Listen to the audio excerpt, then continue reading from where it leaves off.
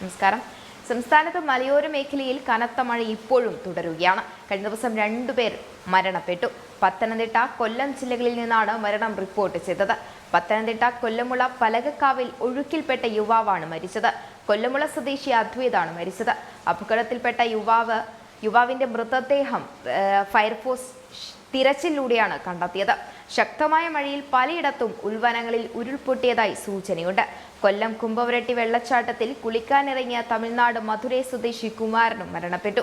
ഇയാൾക്കൊപ്പമുണ്ടായിരുന്ന ഈറോഡ് സ്വദേശി കിഷോറിനെ പുനലൂർ താലൂക്ക് ആശുപത്രിയിൽ പ്രവേശിപ്പിച്ചിട്ടുണ്ട്. വിനോദസഞ്ചാരത്തിനെത്തിയ വ്യക്തി അപകടത്തിൽപ്പെടുകയായിരുന്നു. 20ഓളം പേരെയാണ് രക്ഷിച്ചത്.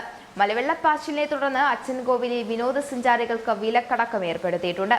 കോട്ടയം വാകക്കാട് രണ്ടാറ്റുമുന്നിൽ പാലം വെള്ളത്തിനടിയിലായി. അതുപോലെ ഇലവിഴാംപുഞ്ചിരിയിൽ വിനോദസഞ്ചാരികൾ കുടുങ്ങിക്കിടക്കുന്ന സാഹചര്യം വരെ ഉണ്ടായി. സഞ്ചാരികൾ മേച്ചാൽപ്പള്ളിയിൽ അഭയം പ്രാപിച്ചിരുന്നു. ആർക്കും പരിക്കുകൾ ഉള്ളതായി റിപ്പോർട്ടില്ല. രക്ഷാപ്രവർത്തനത്തിന് പോലീസും അഗ്നിരക്ഷാ സേനയും പുറപ്പെട്ടിരുന്നു. വഴിയിൽ കല്ലും മണ്ണും അടിഞ്ഞത് യാത്രക്ക് തടസ്സമാകുകയാണ്.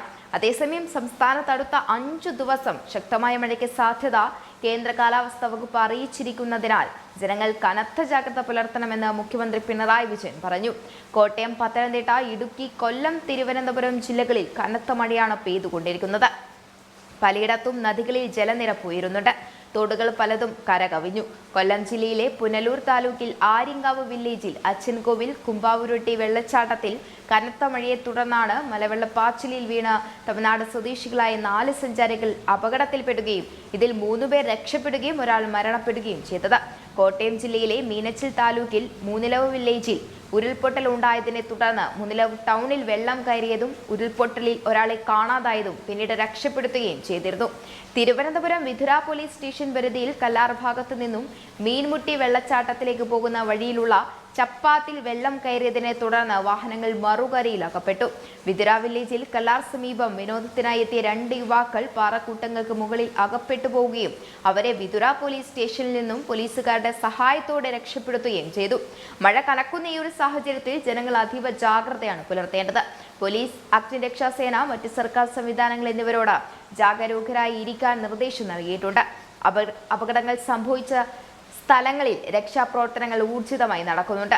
നെയ്യാർ ഡാമിന്റെ 4 ഷട്ടറുകൾ ഉയർത്തിയിട്ടുണ്ട്. പൊന്മുടി, കല്ലാർ, മങ്കിയ വിനോദസഞ്ചാര കേന്ദ്രങ്ങളും അടച്ചു.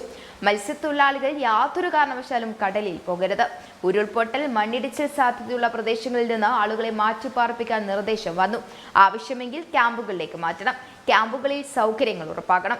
നദികൾ, ജലാശയങ്ങൾ, തോടുകൾ തുടങ്ങിയ സ്ഥലങ്ങളിൽ കുളിക്കാനോ അലക്കാനോ മൃഗങ്ങളെ കുളിപ്പിക്കാനോ ഇറങ്ങരുത്.